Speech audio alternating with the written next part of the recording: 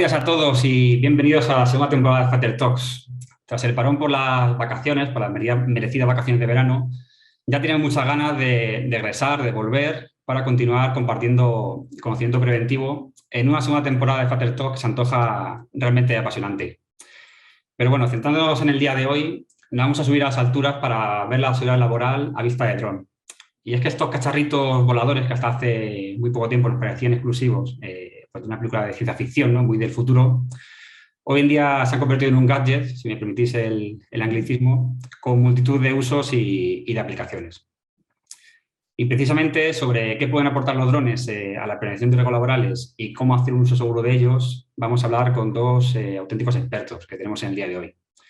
Por un lado, Carmen Alvarado, coordinadora técnica en la Subdirección General de Prevención, Calidad y Comunicación de nuestra casa, Fraternidad Muprespa. Y por otro lado, Juan Carlos Bajo, CEO de Ampel Consultores y que además es piloto de drones, miembro de la UVS Internacional y vocal de la Comisión Nacional de Seguridad y Salud en el Trabajo. Bienvenidos, Carmen y Juan Carlos, y un placer teneros en este Fater Talk. Gracias. Bueno, antes de echar a volar, ¿no? Nunca mejor dicho, deciros que como en cada Fater Talk tenemos abierto el chat para que comentéis todo aquello que estiméis oportuno. Incluso si tenéis alguna pregunta para Carmen o bien para Juan Carlos, la podéis plantear en el chat que al final, si hay tiempo, se la trasladaremos. Y también informaros que esta sesión está siendo grabada para posteriormente darle difusión a través de nuestros canal de YouTube y nuestras redes sociales. Bueno, Juan Carlos, para empezar una pregunta básica, sencilla, pero que es necesario plantear, ¿no? ¿Qué es un dron? Es decir, ¿qué características debe reunir para un dron para que se considere como tal, ¿no? Buenos días, Carlos. A todo el mundo. Muchas gracias por invitarnos a estar aquí. Y bueno, con respecto a tu pregunta, ¿qué es un dron? La palabra dron viene del inglés drone, que es zumbido, y también zángano. ¿Por qué? Por el característico ruido que hacen los drones, ¿no? Dron es la forma en que lo denominamos, por así decirlo, coloquialmente, y todo el mundo lo conoce, ¿no? Incluso, si nos fijamos, la propia Real Academia de la Lengua Española ya ha recogido la palabra dron como aeronave no tripulada. Su verdadero nombre sería UAS, Unmanned Aircraft System, es decir, aeronave sin tripulación, ¿de acuerdo? Y es como se refiere la normativa europea. ¿Qué es un dron? Bueno, pues un dron, yo creo que todos los hemos visto, fundamentalmente aquellos que son de despegue vertical, con 4 hélices y un cuerpo central, o 8 hélices o 6, dependiendo del modelo. Y es un equipo muy sencillo, podríamos decir muy sencillo, pero que luego da una serie de prestaciones muy importantes. Los drones habitualmente estamos viendo estos de tipo vertical, pero también son modelo tipo avión, lo que se denomina la fija, y también puede ser un helicóptero. Esos avioncitos que teníamos de pequeños, o que incluso mucha gente ya adulta utiliza de lo que llamamos aviones de aerocontrol, pues eso es un dron. Es decir, toda aeronave que no lleva tripulación a bordo es un dron. Y aquí es importante también decir que hablamos de tripulación. Un dron podría llevar personas a bordo y siempre que estas personas no sean las que tripulan, sería un dron. En el momento que hubiera un tripulante a bordo, pues sería una aeronave convencional. Los drones se han venido fabricando hasta ahora de una forma pues poco controlada, ¿no? No había normativa porque no le podíamos aplicar la normativa de aeronavegabilidad de los aviones, por un lado, pero tampoco había una normativa específica, ¿no? A partir de ahora ya está regulada la fabricación de los drones hasta 150 kilos por la normativa europea y el resto, por encima de 150 kilos, están sometidos a una normativa de aeronavegabilidad por el tamaño, por las consecuencias que podría tener esto. Que realmente, incluso aunque no conozcamos los drones, creo que nos vamos a empezar a ver acostumbrados a ir por la calle en una ciudad como Madrid, Sevilla, Barcelona, cualquier ciudad, y verlos volando por las prestaciones que permiten. Generalmente vamos a ver fundamentalmente lo que decía, estos de despegue vertical, los giroaviones que se denominan. ¿Por qué? Porque tienen unas prestaciones de poder quedarse estáticos en el aire, y por lo tanto, por ejemplo, si queremos inspeccionar una fachada, pues nos permite hacer una foto perfectamente. Los de ala fija pues, van a ser más utilizados en actividades fundamentalmente de campo, en los cuales queremos barrer un espacio amplio y estos son más prácticos en este sentido. Simplemente, por terminar, también hay un tipo de dron que es el que está incluido dentro de la normativa de juguetes, que es para los drones para niños menores de 14 años, que van por una normativa diferente. Y los vemos también igual, lo que pasa que ese tipo de drones no lo puede el niño elevar a más de 20 metros, ¿vale? Y tiene que tenerlo a una distancia muy próxima. Y el resto ya son los drones que nacieron militarmente y que poco a poco nos estamos acostumbrando a verlos todos los días. Estos días con el tema de La Palma continuamente estamos escuchando imagen a vista de dron, etcétera, y por lo tanto nos vamos a acostumbrar a escucharlo continuamente todos los días en los telediarios. Yo creo que no hay ningún noticiario de ninguna cadena que no salga algún día una noticia en la cual se ve algo a vista de dron. Bueno, Carmen, comentaba en mi introducción que bueno, hasta hace poco un dron nos parecía algo más como de ciencia ficción, ¿no? Algo de muy de futuro, ¿no? Sin embargo, hoy en día pues ya está plenamente establecido su uso, ¿no? ¿Qué nos puede aportar? Es decir, ¿qué aplicaciones pueden tener los drones en lo relacionado con la seguridad laboral? Bueno, en primer lugar, muchísimas gracias a todos y en particular a Juan Carlos, porque es un lujo que estés con nosotros y aprender de ti, y a todos los que estáis al otro lado de la pantalla por estar con Fraternidad Muprespa. Los drones realmente, como ha dicho Juan Carlos, no solo los vemos en los medios de comunicación, en las noticias o en el ocio, sino que muchas personas ya los tenéis incorporados en vuestras tareas, en vuestros lugares de trabajo o en vuestros puestos de trabajo. El punto de vista que me está preguntando Carlos no es cómo usarlo como equipo de trabajo, que lo veremos después, sino qué ventajas o qué bondades tiene en el foro que nos compete, que es seguridad laboral. Nos va a permitir, por ejemplo, entrar en lugares en los que antes nosotros nos arriesgábamos la vida, tanto los trabajadores como los técnicos de prevención, porque, por ejemplo, teníamos que entrar a medir si había condiciones de seguridad en un espacio confinado. Yo particularmente, que soy de Minas, pues eso lo he tenido que hacer muchas veces y la verdad es que la adrenalina es muy alta y el riesgo es mucho más alto que tu adrenalina. En atmósferas explosivas exactamente igual. En momentos en los que las condiciones de visibilidad o respirables no son las adecuadas. Entonces os vamos a utilizar para medir. Los mandamos antes. En vez del pajarito de antes, que si se moría el pajarito no entrabas, pues mandamos el dron. Eso sí o sí es una aplicación evidente en seguridad laboral. ¿Dónde también lo podemos utilizar? En todas las peritaciones de seguridad laboral. No sé, los que sois auditores o peritos, pero en ambos lugares os va a ser muy útil, porque vais a conseguir ahorrar tiempos. ¿Y qué significa ahorrar tiempos? No acelerar la vida, sino que nuestros recursos gestionarlos de manera más eficiente. Los planes de seguridad y salud, que son obligatorios en obras y son recomendables en otros procesos de gran envergadura, si utilizáis como soporte documental de transmisión de datos o visualización de las zonas en el acto a los drones, os va a permitir no vosotros arriesgaros a realizar esa analítica del terreno. ¿Qué os voy a decir de todas las inspecciones de seguridad? Me da igual si lo llamáis controles periódicos, controles puntuales, inspecciones de seguridad o los inspectores de trabajo, los coordinadores de obra, los coordinadores de seguridad o los peritos. Fijaros la cantidad de personajes que podéis utilizarlos.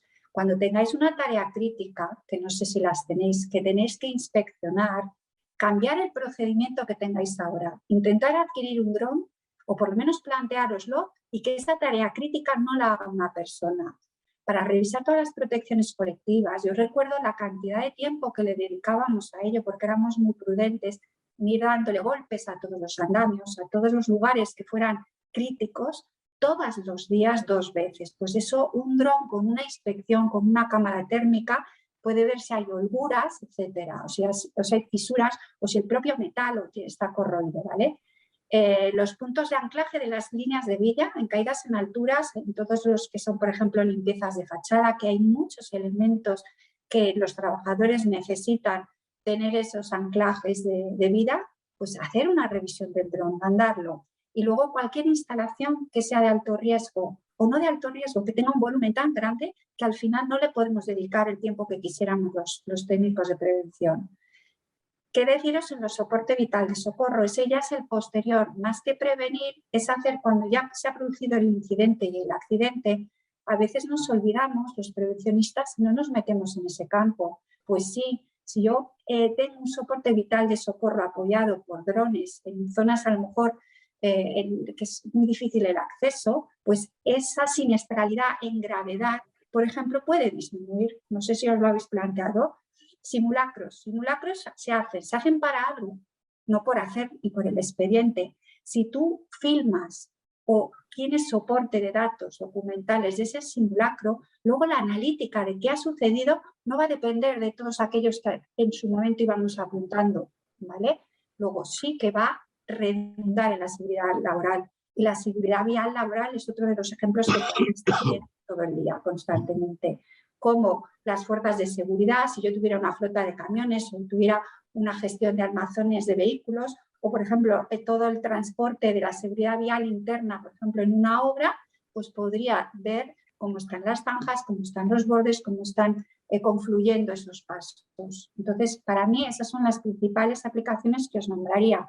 Pero independientemente, quiero haceros otra reflexión mayor. Está claro que los drones, si queremos y los tenemos y los aplicamos en el mundo laboral, van a ser los primeros en llegar. Y no nos centremos solo en seguridad, que es como muy visual, muy llamativo y todo el mundo ya más o menos lo estamos entendiendo. No, no, vamos a profundizarlo en la ergonomía. Esos alcances incómodos que compañeros míos han hecho en la revisión de los puentes durante construcción, porque son alcances que no llegas, has tenido que forzar tu ergonomía, tu tronco superior, tu cuello, etcétera. Pues el dron también evita esas posturas forzadas y si hace falta, por lo menos minimiza el tiempo en el que yo voy a estar en eso. En higiene pasa lo mismo. No voy a tener que respirar muchísimos elementos, por ejemplo, las limpiezas de los silos, de los reactores anaeróbicos con productos tóxicos. No os cuento todos los tanques de todas las gasolineras. Pues esos accidentes que hay en espacios confinados, no solo a la entrada, al mantenimiento, en la limpieza con productos tóxicos, pues también estoy velando por la higiene. Es decir, lo principal siempre, lo que más nos llama la atención y lo que siempre abordamos es la seguridad, porque generalmente la consecuencia es más inmediata y más grave. Pero no olvidemos que también tenemos mucho marco de recorrido para plantearnos las tareas que hacen los trabajadores o hacemos los trabajadores y ver si con este apoyo de este nuevo elemento que estamos viendo volar por nuestro alrededor, lo podemos aplicar. Sí, sin duda muchas aplicaciones y muchas también desconocidas, ¿no? Que realmente no todo el mundo, no todos conocemos el alcance que puede tener un dron, ¿no? En cuanto a aplicaciones. Juan Carlos, comentabas antes en tu primera intervención, ya dejabas caer algo sobre normativa, ¿no? Y es que como pasa muchas veces, la tecnología va varios pasos por delante que la normativa, ¿no? Cuéntanos un poco cómo ha sido este recorrido, ¿no? En cuanto a la elaboración de normativa y al marco legal y qué normativa hay vigente ahora mismo para poder utilizar un dron. Bien, a ver, cuando hace unos años, hace aproximadamente 10 años, empiezan a salir los drones que pasan del uso militar al civil, lo primero que ocurre es que, bueno, hay que tener en cuenta que un dron es barato. Podemos comprar un dron para un niño desde 20 euros, pero ya por orden de 200, 300 euros podemos tener un dron con muchas capacidades. ¿Qué ocurre? Pues que cuando salen los drones, empiezan a volar drones. Durante varios años fue el regalo más dado en Navidades y Reyes, ¿no? Entonces, a la aviación civil, pues le entra pánico. Le entra pánico porque le da miedo que de repente un avión se encuentre con un dron y choque con él. ¿Qué es lo que hacen todos los países a nivel mundial? Pues en principio lo que hacen es prohibir prácticamente el vuelo del dron. ¿Por qué? Porque era la forma más segura hasta que tomáramos una decisión, ¿no? La evolución en España ha sido quizá más rápida que en otros países, porque en España es uno de los países ahora mismo en el que el uso del dron es más importante. Tenemos incluso regiones como Galicia que son muy significativas a nivel mundial en toda la investigación de drones, y la primera normativa que aparece en España fue con la ley de Zapatero de reforma y modernización del país, y ahí ya se genera la titulación de dron, de piloto de dron, por primera vez, y ya se puede empezar un poquito más a volar. Lo que pasa es que aunque tú eras piloto de dron, para poder volar tu dron tenías que irte al medio del campo, el pueblo más cercano a 10 kilómetros, y si no era imposible volar. En el 2017 salió un Real Decreto que fue consecuencia del Plan Estratégico Nacional de Drones, ¿vale? Y ese Real Decreto es el que hemos estado funcionando hasta el 1 de enero. Si, como tú bien decías, la técnica va mucho más rápido que la legislación, ¿no? Entonces, sin embargo, aunque se prohibía el vuelo, la Comisión Europea tenía muy claro que la tecnología del dron tenía que ser para la Comunidad Económica Europea o la Unión Europea un elemento clave tecnológico y un elemento clave desde el punto de vista económico. Los estudios de la Comunidad Económica Europea en ese momento exploraban que en Europa se iban a crear en 10 años del orden de 110.000 puestos de trabajo relacionados con los drones, de los cuales aproximadamente 11.000 puestos de trabajo nos venían para España. Y, lógicamente, pues la Unión Europea, como quería política de drones, pues lo que hizo es empezar a trabajar en reglamentación europea para drones. Y es esta reglamentación, a través de 2 reglamentos, en donde nos encontramos desde el día 1 de enero de este año. La reglamentación tiene 2 reglamentos básicos, uno el 945 2019, que nos habla de la fabricación de los drones. Como decía antes, los drones se fabricaban y punto, ¿no? Entonces, en este momento ya hay un reglamento que nos dice cómo tienen que ser los drones, los tipos de drones, las características de los drones, etcétera. En este momento hay ya 6 clases de drones, todos de menos de 25 kilos, y desde el punto de vista de los que estamos en prevención, hay una señal muy clara. Al dron le aplica la directiva de máquinas.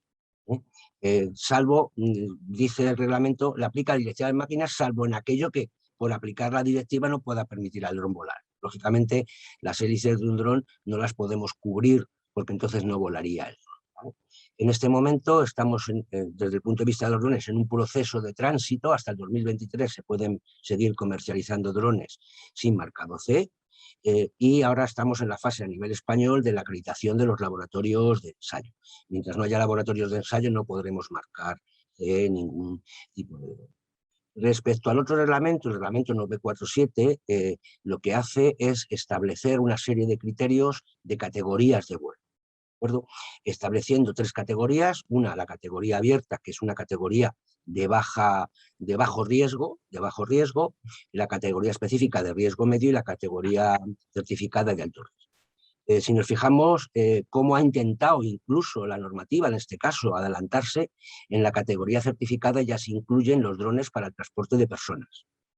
Lo que estamos viendo a veces de los taxidrones, que probablemente a lo largo del año que viene veremos en más de una ciudad española.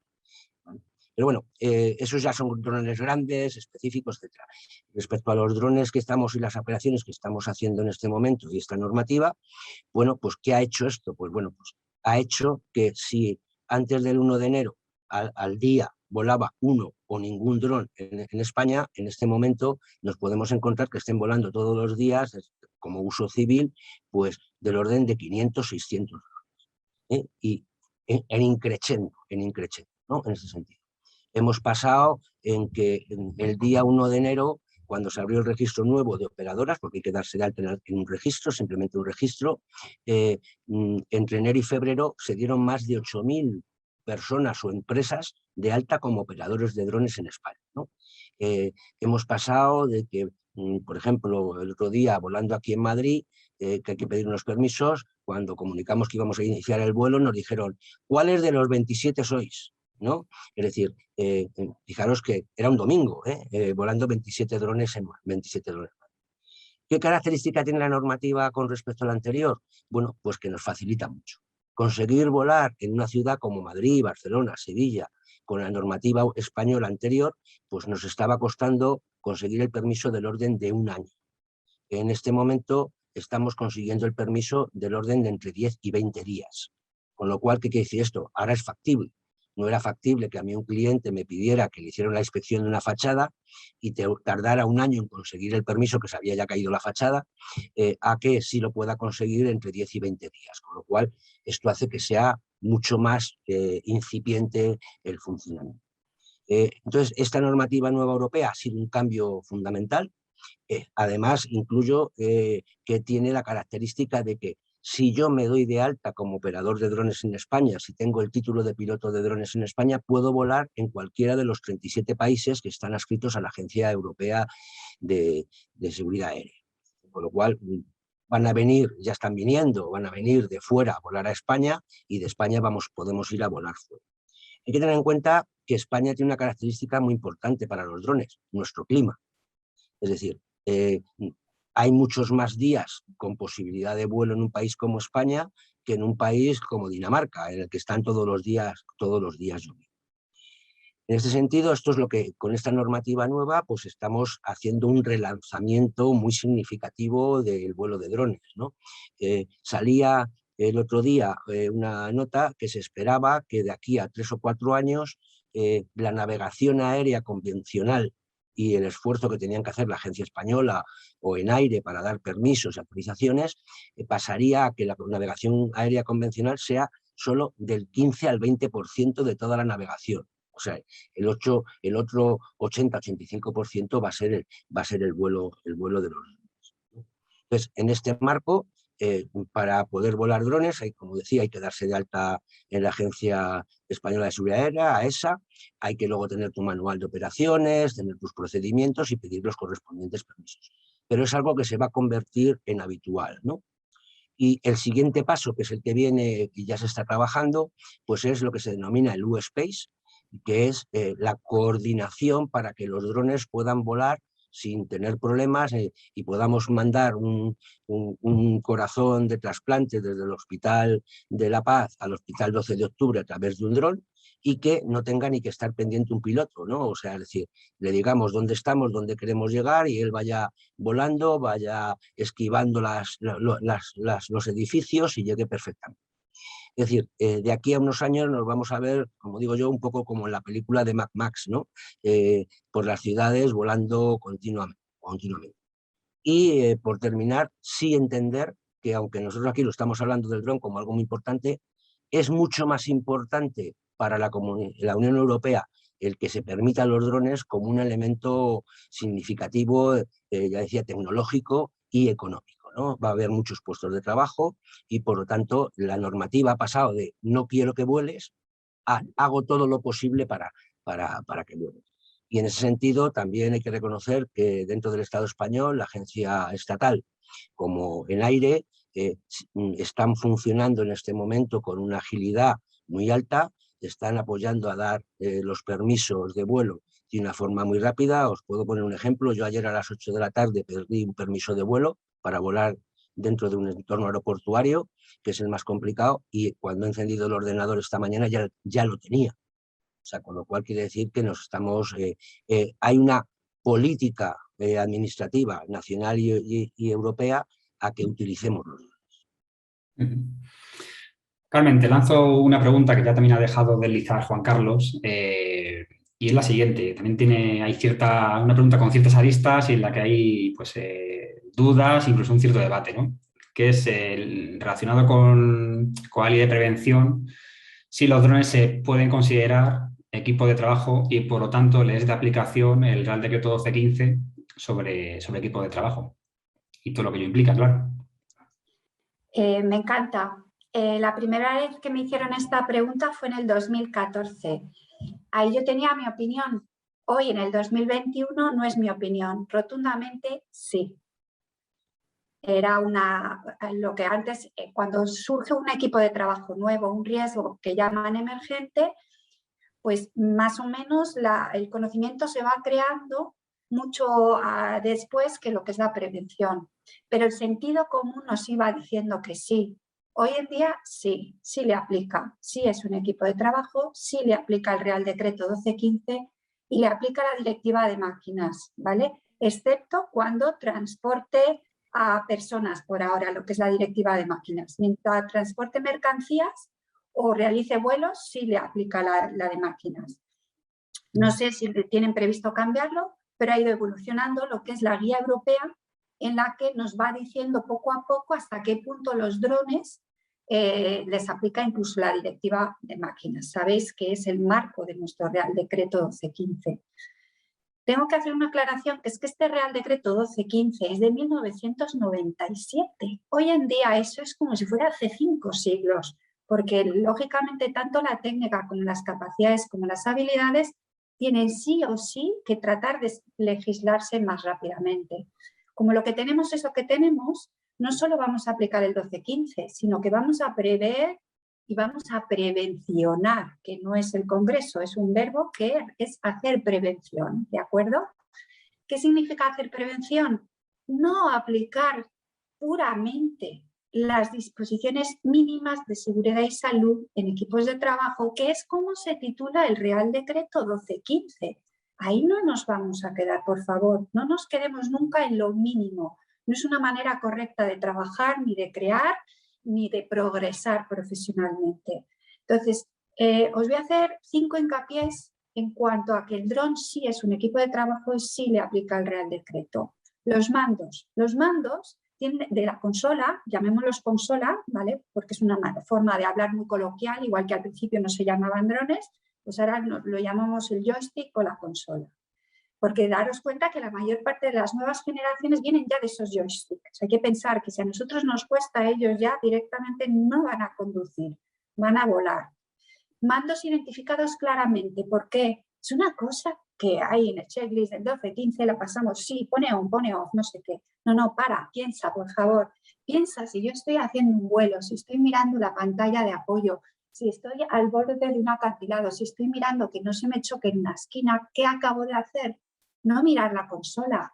Luego, esa identificación que hasta ahora en los equipos de trabajo teníamos en cualquier tipo de instalación, no va a ser suficiente. Entonces, aunque venga con marcado CE, aunque venga con el certificado de máquinas, la acreditación, por favor, tener la mesura y la conciencia de imbuir la prevención, hacer incluso el simulacro que estoy haciendo. Si yo ahora manualmente, con los ojos cerrados, sabía cuáles son los mandos, pues eso produce incidentes y a veces accidentes. Accidentes no es que sean más graves, sino que simplemente ha habido un pequeño o gran daño. El incidente puede ser gravísimo, mucho peor que un accidente leve o medio, pero no ha producido daños. Siguiente.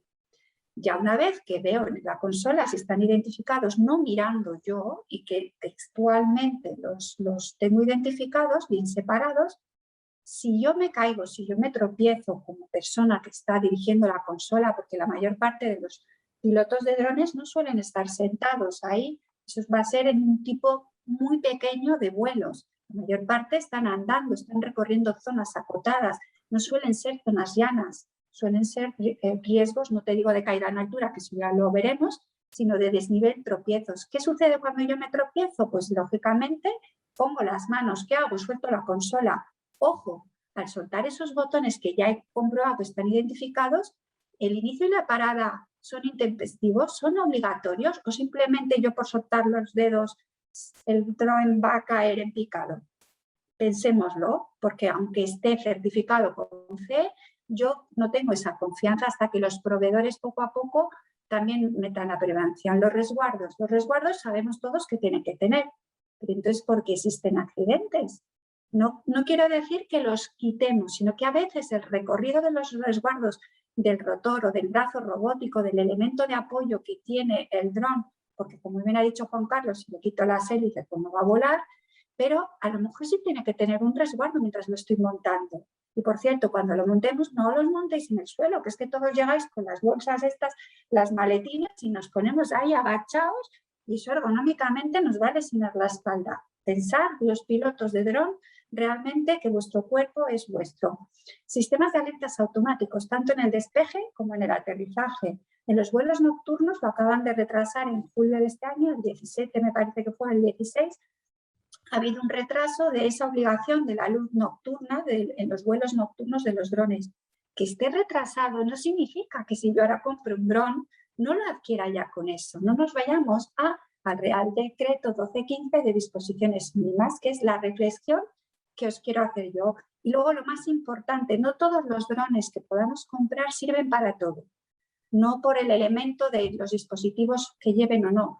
No sé si sabéis que los entornos de lugares son muy diferentes. El índice de protección frente a riesgo eléctrico pues tendrá que ser 24 o 48, el de las baterías. Si voy a entrar en una atmósfera explosiva, pues lógicamente la estanqueidad tiene que ser brutal. Si hace falta incluso esas GoPro que metíamos sumergidas y que llevaban una caja, pues a lo mejor hay que empezar a darle más seguridad a esos elementos. Entonces, cuando trabajemos con los drones, sí le apliquemos como equipo de trabajo, es decir, tiene que estar identificado, evaluado. Sí le aplica el decreto de máquinas, salvo que haga un transporte de personas que por ahora mismo, aunque no estén pilotadas por nadie y sea un dron, todavía no, yo por lo menos no lo he visto en las interpretaciones europeas. Y nos vamos a fijar, por ejemplo, en qué hacíamos antes. Cuando antes no teníamos legislación, los técnicos, por ejemplo, no sé vosotros, teníamos en cualquier instalación, en cualquier fábrica, teníamos que hacer una evaluación de las celdas. ¿Recordáis las celdas? ¿Qué significaban las celdas? No es el juego ese de mis hijos, sino que es que teníamos a la vez una cinta transportadora, las herramientas, las personas, la robótica, la pieza que va por arriba. Eso, poquito a poco, lo íbamos haciendo como elementos cada vez más finitos y lo identificábamos como celda para la interacción entre la persona y lo que le rodea. Es un poco a lo que va la cobótica o los cobots.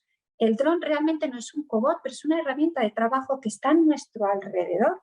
Si yo lo estoy volando en un lugar, tengo que protegerme a mí con sensores o de él, de proximidad hacia mí o al resto de la instalación. Entonces, ese es un poquito el ejercicio más amplio, más de reflexión y que confío en que todos los que estáis hoy aquí dedicándonos el tiempo de la mano de Fraternidad Nuprespa y con Juan Carlos Bajo, no os quedéis siempre en lo mínimo legal. ¿Por qué? Porque entonces sobramos todos. Adiós. Hacemos ahora mismo un algoritmo, una plataforma de cumplimiento legal, mandamos un robot que lo compruebe todo y sobramos el resto. Entonces esa es mi respuesta. He sido muy contundente porque sí es un equipo de trabajo y sí le aplica el Real Decreto. Interesante reflexión, Carmen, sin duda. Y bueno, ahora que sabemos ya que efectivamente un dron es un equipo de trabajo, sabemos que muchos accidentes ocurridos con equipo de trabajo, el motivo principal que está detrás es la falta o la escasa formación, ¿no?, del trabajador para manejar ese equipo de trabajo. En el tema de drones sería una temeridad que un trabajador sin formación se pusiera a pilotar un dron, ¿no? Entonces, Juan Carlos, cuéntanos un poco, ¿cuál es la formación mínima que debe tener un trabajador para manipular un dron? A ver, en un principio hay una formación que podríamos llamar profesional, que es la de tener el título de piloto de dron, ¿vale? ¿Qué ocurre? Que la formación que se da para obtener el título de piloto de dron es una formación de navegación aérea. Es decir, saber manejar el dron técnicamente y saber moverlo por el aire, ¿no? Pero no va más allá desde ese punto de vista. Con lo cual, ahí no tendríamos en este momento ninguna formación en materia preventiva para el piloto que se saca su A ver, como tampoco la tenemos en muchas otras profesiones, ¿no?, que le enseñamos a la persona a hacer una actividad, pero no se incluye en esa formación la prevención de riesgo laboral. Primero, si es una actividad profesional, lógicamente le aplica la ley de prevención de riesgos laborales que nos obliga a darle una formación. Pero como decía Carmen, independientemente de esa obligación que nos pueda dar la ley o nos pueda dar el decreto 1215 que tenemos de formación, el piloto debe tener una formación desde el punto de vista de materia de prevención, ¿no? No ha habido accidentes significativos con drones, pero también es cierto que no han volado mucho los drones, con lo cual quiere decir que probablemente no los haya habido, pero sí. ¿Qué accidentes tenemos típicos? El corte con las hélices. Ese es, por así decir, el accidente más habitual que tenemos en ese sentido, ¿no? Y ya nos podemos encontrar a pilotos de dron que les ha cortado la hélice un tendón y tienen manos agarrotadas o tienen algún tipo de... Es cierto, bueno, pues que tendremos que darle formación y a veces formación que puede parecer preventiva, tonta, pero necesaria, ¿no? No aterrices el dron encima de la mano, aterrízalo en el suelo, ¿no? Podemos vernos con drones pequeños que la gente coge el dron y lo aterriza encima de su mano, con lo cual tiene un riesgo. Hay que tener en cuenta que desde el punto de vista de prevención no solamente es la prevención del piloto. Tenemos que tener en cuenta que normalmente vamos a volar el dron en zonas donde hay otros trabajadores. Por ejemplo, si voy a hacer una inspección como coordinador de obras en una obra, el dron va a estar moviéndose alrededor de las personas. Luego también tendré que saber, desde el punto de vista preventivo, la prevención con respecto a esas terceras personas, ¿no? Por lo tanto, a ver, ¿qué formación? Yo digo algo muy similar a lo que dice la ley. Dígame usted qué riesgos tiene y en función de los riesgos que tiene le daremos la formación, ¿vale? Como el dron, como ha dicho Carmen, es un equipo de trabajo, pero es que el trabajador puede manejar un dron de 250 gramos o puede manejar un dron de 7 kilos. Luego, si maneja un dron de 7 kilos, podrá tener un riesgo de manejo manual de cargas. Luego tendré que darle formación. Algo que decía Carmen, todos están cogiendo el dron del suelo de la maleta, mal colocados, etcétera. Bueno, pues a lo mejor hay que explicarle que hay que llevar una mesa, ¿no?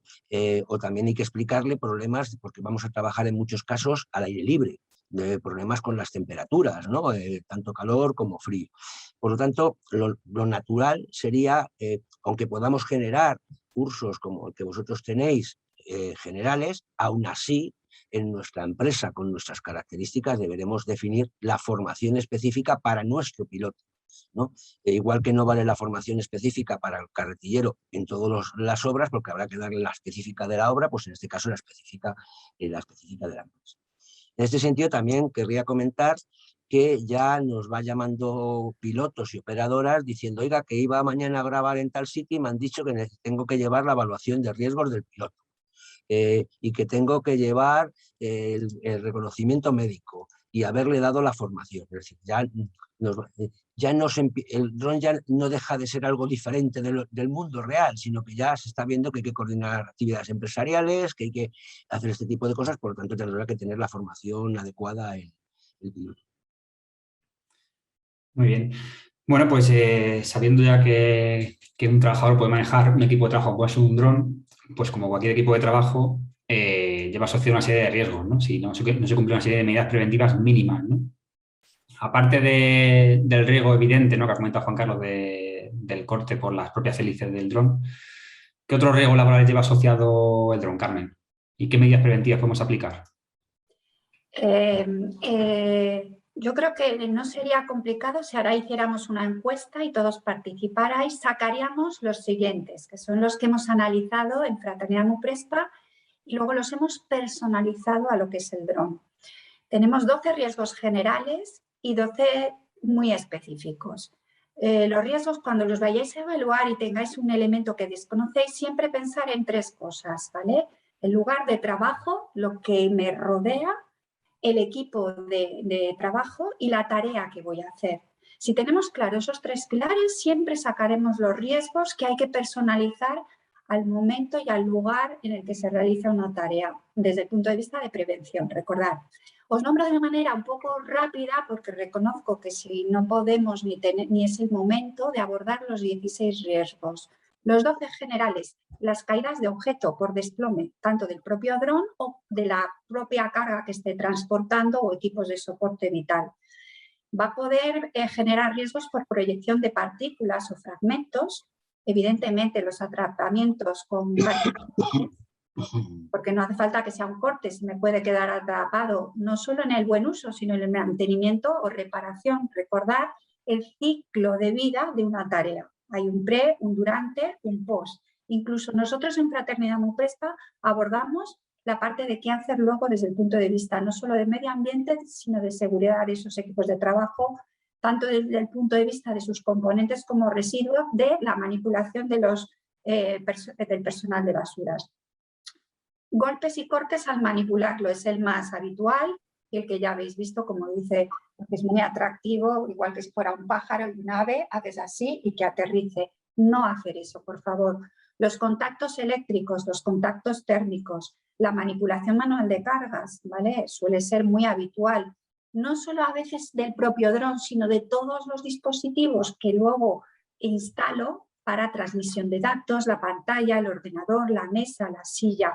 Pues eso es la tarea en global, que no es solo del dron, que también puede pesar bastante y hay que velar por el cuerpo de todas las personas. Movimientos repetitivos, constantes, las manos, las muñecas, los dedos y el cuello.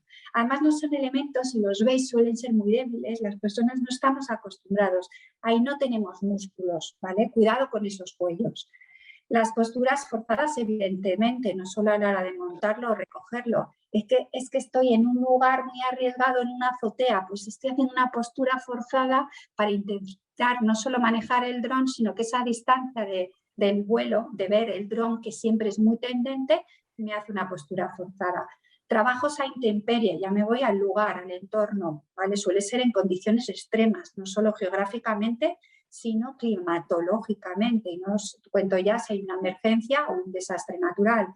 Y no olvidemos la carga mental, la precisión que a veces, o sea, depende de lo que tú estés volando, lo que estés inspeccionando, pues no tienes carga mental, pero es que depende de lo que estés haciendo, dependen de ti muchas personas, muchas vidas o incluso mucho dinero en coste de la operación. Eso hace que la precisión de tu vuelo sea tan alta que no eres consciente del estrés o la carga mental que tienes. Hay que mirarlo. Y luego, pantallas de visualización de datos, que bueno, le aplica a la legislación o no, pues pasa un poco como el 1215.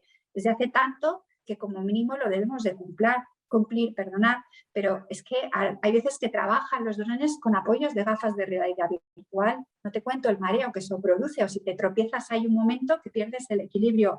Los móviles, los dispositivos, las tablets que a la vez estás utilizando. Entonces, esos son los riesgos generales que, aunque sean generales, luego los debes de personalizar.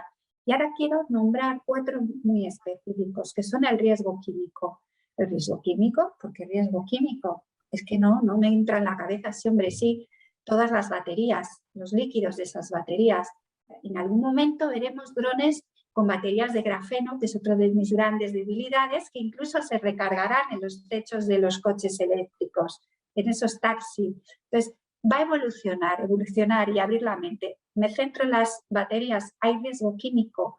¿Cuántas veces en nuestras propias pilas de casa vemos un liquidito? Pues imaginar eso a nivel de baterías, aparte del peso de las mismas. Un riesgo que suele ser muy habitual, no por hablar la palabra riesgo que nos asuste, es las caídas al mismo nivel o a distinto, que son esos tropiezos, esos desniveles, esas azoteas, esas escaleras. Estoy en una esquina y me choco porque no lo veo. Si ya haciendo las selfies la gente le pasa, imaginar con un dron. El riesgo de incendio y explosión en espacios confinados en atmósferas de condiciones de calidad del aire muy peligrosas. No sé si ojalá yo hubiera tenido drones cuando hacía las inspecciones de todos los dispositivos electrónicos de las voladuras. Pero ¿eso qué hace? Que mi dron no serviría, los drones que estamos viendo en la tele. Tendría que ser uno en particular. Y luego nosotros vamos en el coche, me tengo que ir al quinto pino, tengo que aparcar donde sea, dejo ahí el coche y salgo corriendo. Eso puede producir un riesgo en el desplazamiento de seguridad vial laboral del trabajador. Verlo. Y si va solo, hay veces que la geolocalización es muy importante, están en lugares muy perdidos que si les pasa algo nadie se entera. Pues para mí esos son los grandes riesgos que abordamos desde Fraternidad. Y como ya me conocéis muchos y otros me estáis conociendo hoy, esos riesgos los vamos a analizar con otra amplitud de mente, ¿vale? No es decir, tengo un riesgo y tengo una medida. No, por favor, si es que el riesgo lo tengo que eliminar. Vamos a hacer una planificación responsable de la tarea completa que se va a hacer cuando hay un soporte o una ayuda de un equipo de trabajo con un dron. Si realmente yo me siento en una mesa, eso no os pierdo tiempo perdido. Más vale hacer una lectura sosegada y profunda y detallada y como si fuera yo el que me fuera a accidentar, y ese respeto por mí mismo lo tengo con el resto. Si hago esa planificación, haré una adquisición responsable del equipo, en este caso del dron, y conseguiré que el uso sea lo más posible.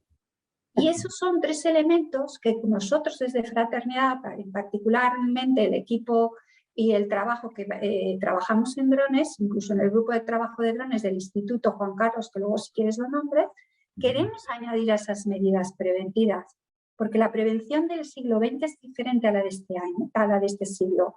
Antes había un riesgo y medidas, No, ahora tenemos mucho más conocimiento para planificar de manera responsable, de hacer una adquisición responsable y de hacer un uso completo responsable. Entonces, esas medidas de esos 12 más 4 riesgos, os voy a dar un ejemplo y vais a aprender porque yo aprendí con esto.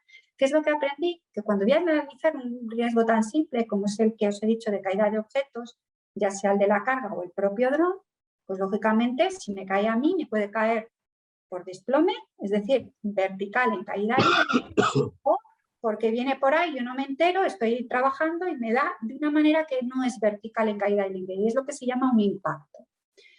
En el caso del impacto, lo que más se trabaja es la fuerza horizontal, ¿vale? Y en el desplome es la vertical. Bueno, pues he aprendido indagando y escuchando, en particular en un foro muy bueno que hay de Civil Drone en la Escuela de Industriales, como yo lo tengo cerca en Madrid, pues me es fácil acercarme todos los años, que hay una escala de seguridad del daño. Esa escala de seguridad del daño que está muy pensada para los seguros que hay que tener para estos equipos de trabajo, si yo lo extrapolo desde el punto de vista de prevención, es casi sumable a las matrices de riesgo. Pues hay un daño que lo llaman el 3, que es parecido a nuestro severo, que es el daño serio, que en el caso del desplome voy a tener más de un 50% de tener un daño serio. Es decir, si me cae vertical, a que no éramos conscientes, a que eso que tenemos por ahí arriba, no quiero con esto que tengamos miedo, al revés, sino que los de prevención sepamos evaluar bien ese riesgo. Y si el impacto es más o menos no en caída libre, la probabilidad de tener un accidente con consecuencias, daño serio, es un 11,6%. Eso es lo que quiero que analicéis, que no me quede en la caída de objetos, le pongo esto, el airbag, la red, no. Y ahora yo analizo, si medida preventiva en esta escala de daños que es diferente, tengo que tener más dimensiones y aprender, leer, que la información es muy amplia, es muy fácil. Yo os animo al portal Previene, que tiene muchísimas documentaciones constantemente. El equipo de Mar Morales, que es la responsable del departamento, se nutre de un montón de información viva que os recomiendo que miréis.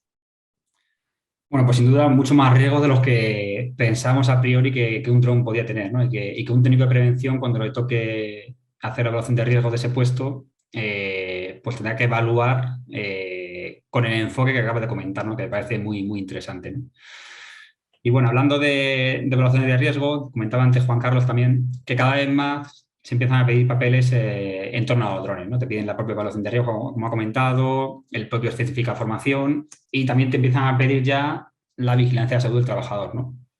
Relacionado con esto, con la vigilancia de salud, te quería preguntar, Juan Carlos, si para un piloto de drones, una persona, un trabajador que maneja un dron, ¿hay establecido algún protocolo médico específico, pues como sucede con aquel trabajador pues, que maneja maquinaria o que es usuario de PVD o que manipula cargas, ¿no? Si hay algún tipo de protocolo médico específico para esa persona que se dedica exclusivamente a manejar, bueno, exclusivamente no, que manipula drones en general. A ver, hasta el 1 de enero de este año, cualquier piloto de drones tenía que someterse a un reconocimiento médico aeronáutico, que era el mismo reconocimiento médico que tenía que tener un piloto de un 747. Los drones se han introducido en la aeronáutica clásica y con lo cual ha cogido muchas características. ¿Qué ocurre? Que de cuando se estuvo analizando esto en la Comunidad Económica Europea, lo que se vio es que era un elemento limitativo para el uso de los drones. ¿Por qué? No se puede ser piloto aeronáutico estando en una silla de ruedas, pero sí se puede ser piloto de drones estando en una silla de ruedas. Con lo cual había, desde un punto de vista de determinadas discapacidades, una imposibilidad de volar. Y entonces, ¿qué se hizo? Se ha eliminado la necesidad, la obligatoriedad de tener el reconocimiento médico aeronáutico para los pilotos de drones. Claro, hemos pasado de que teníamos aquello, que tampoco era un reconocimiento desde el punto de vista preventivo, ¿no? Era un reconocimiento fundamentalmente centrado en que el piloto estuviera con capacidad, que no se drogara, que no tuviera determinadas patologías que pudieran, cuando estás volando en el avión, que te pase algo, etcétera, la visión, etcétera, pero no buscaba una salud laboral, por así decirlo. ¿Qué ocurre? Pues que en este momento no hace falta reconocimiento médico, pero tenemos ya que verlo desde el punto de vista preventivo. En mi opinión, el piloto de dron es una persona que, además de sus riesgos, puede poner en riesgos a terceros, con lo cual considero que, de acuerdo a la legislación española, debería ser un reconocimiento obligatorio. Ahora bien, ¿qué hacemos en ese reconocimiento? ¿Qué protocolo? En este momento no tenemos, por así decir, nada. Y como comentaba Carmen, es uno de los aspectos que vamos a trabajar en el grupo de trabajo del Instituto sobre prevención de riesgos laborales y drones. ¿Qué ¿Qué aspectos más problemáticos de vigilancia de la salud? Bueno, pues yo creo que hay un aspecto fundamental, que lo decía Carmen, que es los trastornos musculoesqueléticos, ¿vale? Y luego, desde el punto de vista, también habría que tener en cuenta algo que, aunque parezca baladí, pero luego va a ser muy importante, son los problemas relacionados con el estrés. Es decir, cuando vemos, ha volado 20 minutos un dron, bueno, pues parece que ha estado jugando 20 minutos con un dron, pero si lo estás volando en una obra, con trabajadores al lado, con grúas que se mueven, la atención que te obliga a tener hace que esos 20 minutos sean agotadores, ¿no? Entonces, sí podemos tener muchos problemas de estrés, ¿no? A ver, hay una cuestión que es fundamental en este sentido, que la propia normativa, tanto de aviación convencional como de drones, en los manuales de operaciones te obliga a incluir un apartado sobre cómo gestionas la salud del trabajador. Y, por ejemplo, uno de los aspectos que hay que establecer es el tiempo de vuelo que puede una persona diariamente ejercer, ¿no? Y luego también yo creo que con el tema de los drones pues habrá que tener mucho cuidado con el tema de ¿cómo se llama esto? Medicación, es decir, si tengo que estar muy pendiente y tomo un antidepresivo, pues a lo mejor no tengo esa capacidad de estar pendiente. Algo muy tonto como pueden ser las alergias, ¿no? Es decir, voy a estar en medio del campo y si tengo alergia a las gramíneas no puedo estar volando y estornudando continuamente porque entonces no podría manejar. Entonces, eso es algo que tenemos que trabajar y que en el grupo de trabajo del instituto pues saldrá una propuesta de protocolo, que si tenemos en cuenta que hay una previsión de más de 11.000 personas volando drones en España, es un protocolo que va a afectar a muchos trabajadores. Muy bien, pues si os parece pasamos a las preguntas del chat, que hay alguna. Y bueno, pregunta David Revillo que en relación a la bondad de los drones en seguridad y salud, si los drones pueden ser utilizados en una zona de atmósfera explosiva. Pero tengamos en cuenta que los drones se utilizan mucho en el entorno industrial, por lo cual puede ser bastante frecuente que haya una zona ATEX. ¿Se puede volar ahí un dron? Bueno. Sí, por ejemplo. Sí. Yo digo que sí. Lógicamente lo que tienes que aplicar es la guía de ATEX. Es decir, la pregunta, ¿quién la ha hecho? Perdona. David Revillo, sí. Pues David, mira, para solucionar las propias preguntas que nos vayan surgiendo, si no tenemos a alguien a mano, es pensar en el equipo que tú tengas más similar. En este caso, imaginar, piensa en qué elementos constituyen un dron: hélices, rotores, elementos eléctricos, una pila. Si eso en una atmósfera explosiva puede entrar, porque ya existen los equipos en esa propia atmósfera explosiva, el dron sí que va a poder entrar. ¿Qué es lo que necesita? Pues lo que os decía antes y lo recalco ahora, es que ese dron que yo adquiera para ese trabajo tengo que ver en el lugar en el que lo voy a soltar. Es decir, que el índice de protección, en este caso la estanqueidad, sea brutal. Incluso que si explota el propio dron, la constitución de los componentes y su capacidad de alcance en esa proyectabilidad, que no sé si existe la frase, no dañe al operario. Entonces, si nosotros vamos creando ese conocimiento, buscamos algo lo más asimilable posible como equipo de trabajo, y entonces ya decimos, vale, pues tiene esto, me leo el ATEX, es un equipo de trabajo, me leo el 1215. Si hay proyección de partículas, porque ya os he dicho que uno de los riesgos era eso, acoto el alcance. Y entonces, ¿qué es lo que hay que hacer? Hacer un protocolo diferente. Una de las reticencias a los cambios es que tengo que hacer algo diferente. Y claro, me exige trabajo, tengo que convencer. Haz un protocolo y a lo mejor lo que tienes es que distanciar más y puede entrar. Fijaros, ya lo habéis visto estos días, casi entra en un volcán. ¿Qué más explosivo que el volcán? No hay mayor atmósfera ATEX que yo conozca, que no sea un reactor nuclear, que justo la temperatura y los elementos que tienen estos días. Y el dron vuela sin dificultad. Vale, otra pregunta que plantea Alejandro Quintana, nuestro compañero precisamente de las Islas Canarias.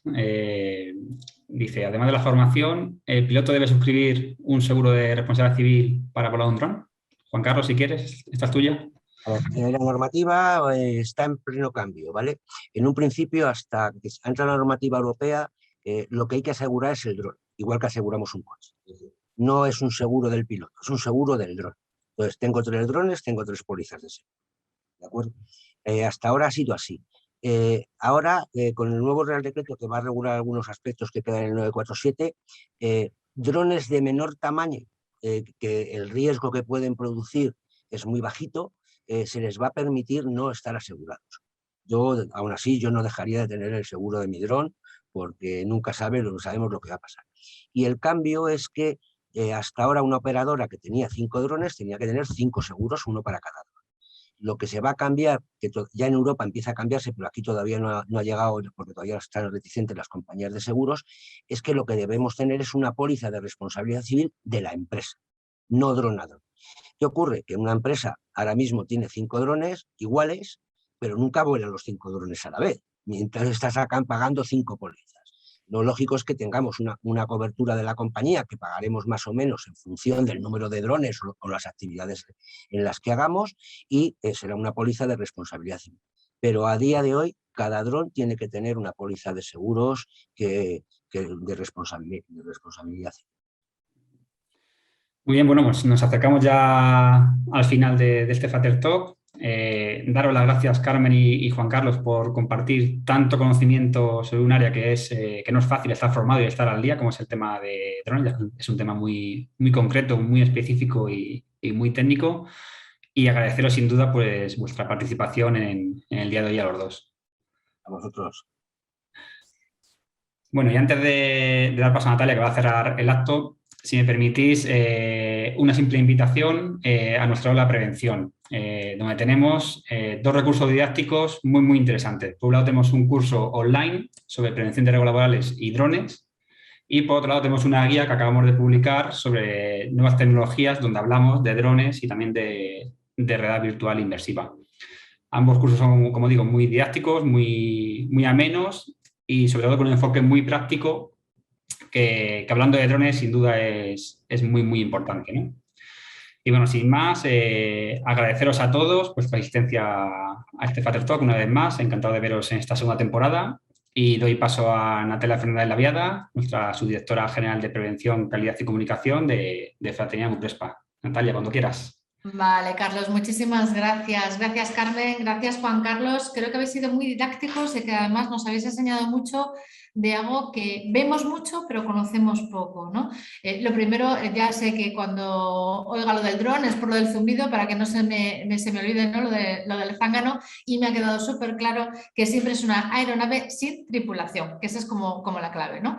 Da igual que sea militar, civil, para juguete, para uso de trabajo, cada uno con su propia legislación, pero que lo fundamental que se nos tiene que dar en la cabeza es que no tiene tripulación. También os habéis explicado muy bien todas las aplicaciones en espacios confinados, atmósferas explosivas, para las alturas, para los soportes vitales, como también explicabas, Carmen, y también para ese uso en peritaciones, inspecciones de trabajo, que nos va a servir de gran utilidad. Con respecto a la normativa, Juan Carlos, nos has explicado desde la época Zapatero hasta la actualidad, todo ese periplo de drones que, como dices, desde 20 a 300 euros podemos adquirir, con lo cual efectivamente vamos a acabar en un mundo, si ya lo tenemos bastante virtual, ya no sé, lo que decías de la peli se nos va a quedar corto. Las titulaciones, nos habéis hablado de los reales decretos, primero del 217, del 945-2019 para la fabricación de esas 6 clases de drones de 25 kilos que nos has contado, o el 947-2019 sobre las 3 categorías de vuelo dependiendo del riesgo. También me he quedado con la cifra esa de 500 drones al día, que ahí está, ¿no, Juan Carlos? De drones por ahí pululando. También tenemos clarísimo que es un equipo de trabajo, que hay que aplicar el Real Decreto 1215, aunque sea del 97, y la directiva de máquinas, siempre que sea para vuelo, para transporte de mercancías. Nos ha quedado claro esa formación mínima más profesional, como explicaba Juan Carlos, por el tema del pilotaje de la navegación aérea, no tanto en prevención, que tendremos que aplicar todos nuestros conocimientos generales al respecto. Ya lo vimos cuando se cortó los dedos Enrique Iglesias, cuando metió la mano en un dron que volaba por ahí, ¿no? En plena actuación, con lo cual sabemos desde el 2015 que eso no se tiene que hacer y que es uno de los riesgos de corte pues, más habituales que puede ocurrir, pero Carmen nos ha contado los otros 16, tanto generales como más específicos, que podemos sufrir, ¿no? Por el lugar, por el equipo y por la tarea, siempre poniendo el foco en estos 3 elementos. También me ha parecido interesante el último que has contado, Juan Carlos, sobre los reconocimientos médicos para los pilotos. En España no solemos pasar de todo a nada o de nada a todo. Entonces, primero como si fueras un piloto espacial y después ya no hace falta hacer ningún reconocimiento. Me parece muy interesante que en el instituto estés trabajando un protocolo específico porque efectivamente, como muy bien has dicho, ya no solamente es la seguridad de uno, sino como la seguridad vía laboral es la seguridad de todos, ¿no? Y el peligro que puede haber para un tercero. Por tanto, sí que creo que algún tipo de reconocimiento médico sería muy interesante y estudiar este protocolo. Luego has puesto el foco, Juan Carlos, dentro de los muchos riesgos en los trastornos musculoesqueléticos y en el estrés, que efectivamente igual no lo pensamos, pero sí que tiene que ser estresante al margen de las alergias o de que te pique una abeja, ¿no? Y también me he quedado con el dato último para finalizar de 11.000 personas, ese es el titular, volando en España. Así que creo que ha sido muy interesante, que nos habéis enseñado mucho, que estén asegurados con ese seguro de responsabilidad civil de la empresa para que no tengamos problemas, al menos climatísticos, pero siempre cuidando la salud de los trabajadores, de las personas trabajadoras. Muchísimas gracias de nuevo y ya solamente un minuto para conectar. Ahí va la votación del cuestionario de calidad, que a veces se nos olvida, pero ahí lo tenemos a tiempo.